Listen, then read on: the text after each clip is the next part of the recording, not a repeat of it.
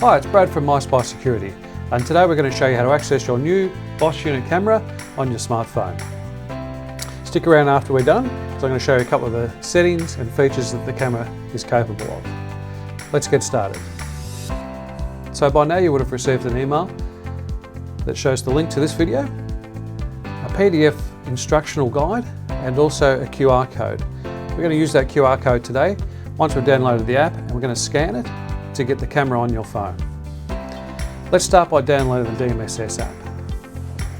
Let's go to our App Store, or if you've got an Android, let's go to our Play Store. Let's type in DMSS.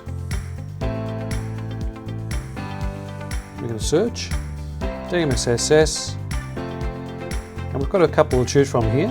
We've got HD, we've got Plus, but we want to choose the DMSS Lifestyle in the top right corner. Let's download that. Let's open it up and see what we've got. Let's allow notification, because obviously we want the camera to notify us when an alarm or an intruder has occurred. Let's allow that. We'll discuss critical alerts shortly. Let's just slide our finger along the app just to move the slides across. It's just a little bit of information about the app. And we'll just tap on the screen. And let's add our region. Obviously Australia.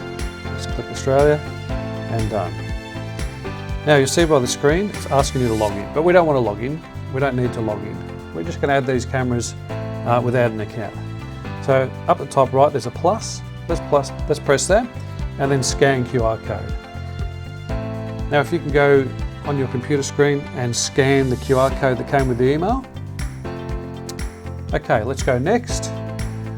And we're just going to glide down the page a little because we're going to choose the type of camera. We've got a wide camera. Now you can call this camera whatever you like. Let's call it, Smith Street, whatever street name or your building site is on, you can call it that. In the username you'll see on the email, it mentions the username and the password that we've allocated for you to access this camera. In your case it might be John. So we'll type in John, and then the password is also written on your email. We'll type all that in, then we're just going to press done and save. Let's not allow the network, it doesn't matter, it's just asking if there's any more cameras on your network at home. It's going to think about it for a minute. So next, let's press completed, and then like magic, up pops your live picture. Okay, so your picture's live now. And as you can see there's a little bit of action on this side. It's in low definition, so let's press the little button here and we can go to HD. If we turn that screen upside down, we can see now a lot clearer. We can also digitally zoom by pinching our fingers in and out. Like that.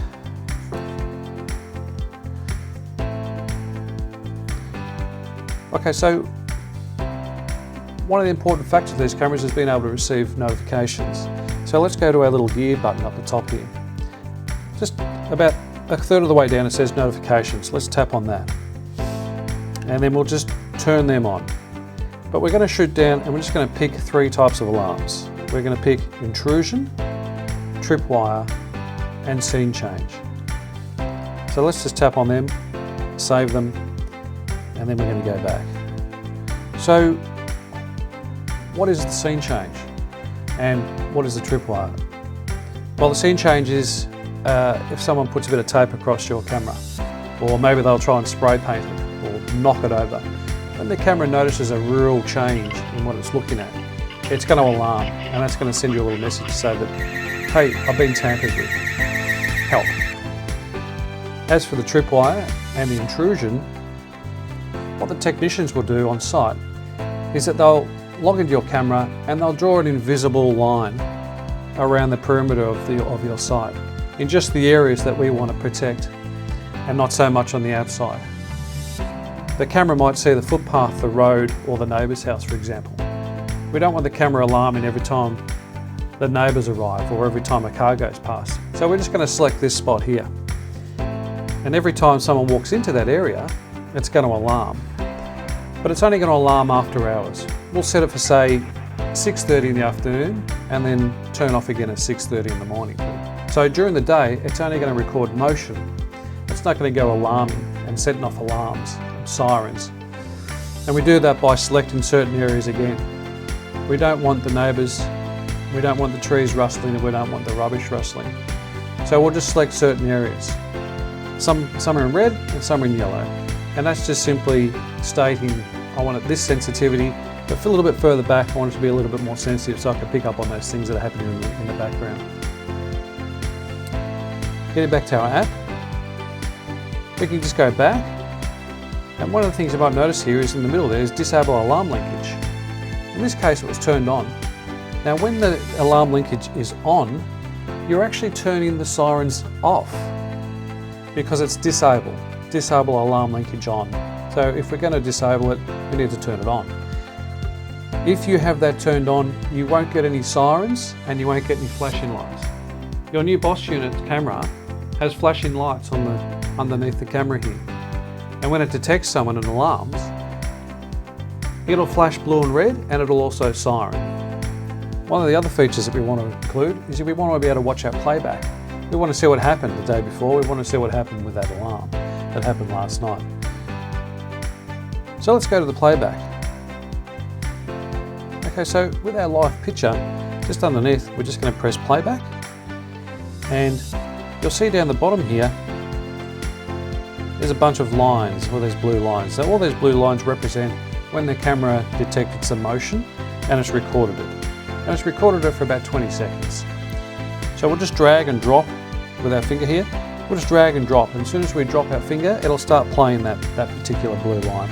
And in this case, as we can see, there's some workers on site, and so that's what it's recorded. If I slide up the scale, if I keep pushing, so you see when you do this, it just takes a little while sometimes just for those lines to populate. And as the day goes on, you'll find that those blue lines just have to populate. You just have to give it a couple of seconds for it to catch up. It's not using big hard drives. Each camera has its own little SD memory card inside it, and just inside here. So all the footage is actually recorded in here. There is no cloud, so everything is on the SD card.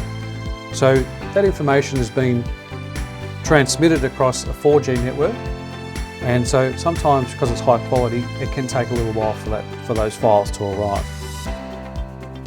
If we want to record something that we've seen and we want to keep it and use it as evidence, we simply just press the record button and we can start recording. And so for example, we can see this guy here, he's hammering, it looks like he's pulling apart a crate. Say we want that footage. I'm recording, I've been recording for 11 seconds, 12 seconds now. That's probably enough. So I'm just going to press it again and it just saves it into the app. Now to retrieve that, I'm going to go back up here to the live screen, and I'm just going to go back again, and this is going to take us back to our home screen of the app. Okay, so I'm going to go to Me, and then I'm going to go to Album, and I can see that there's a video image there. And so I'm just going to click on that image, and I'm going to press Save down the bottom here. And it's going to ask me if I'd like to add it to the photo, so I'm just going to allow that. So that's now been saved to my photo gallery in my phone, or in this case in my iPad. And you can now use that to add to an email, or you can text message it, you can do whatever you like with it from your phone.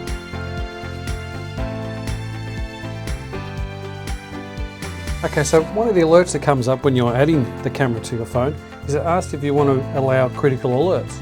And the critical alerts basically just overrides your phone if you have it on silent. In case you're asleep in the middle of the night, it's still going to alert you if there's an intruder.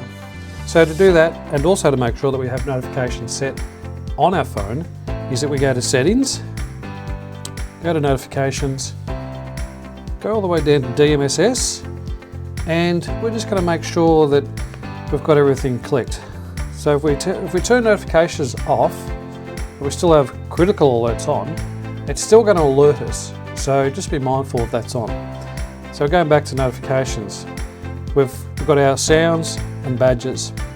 If we turn the sounds off, then we're clearly not going to hear it, but we will get a display on the phone. So let's just make sure they're all ticked, and that way you're not going to miss an intruder at any time of the night. Now let's assume that you had a break-in and there was a lot of action. It went for hours. It's way too much to sort of try and download all that footage onto an app, or via your app. So what I suggest you do is you ring our customer support line on 1-800-870-440, and you ask to have that footage downloaded and saved onto a Dropbox file for you. And what we'll do is we'll collate all that information, whether it's over an hour and half an hour, 2 hours, collate it all together, and we'll send it to you as one file. And then you can submit that to the police or whatever it may be. In a lot of cases, the police will actually ask us for the evidence, in which case you can direct them to us, and then they'll send us a evidence portal, and then we'll submit the evidence that way. Okay, I hope you got a fair bit out of that. If there's any more information you require, please don't hesitate to give us a call. We've got a customer support line. We've also got a technical support team. Any problems, email or call, and we'll take care of any situation or any problems that you may have. Thanks for watching.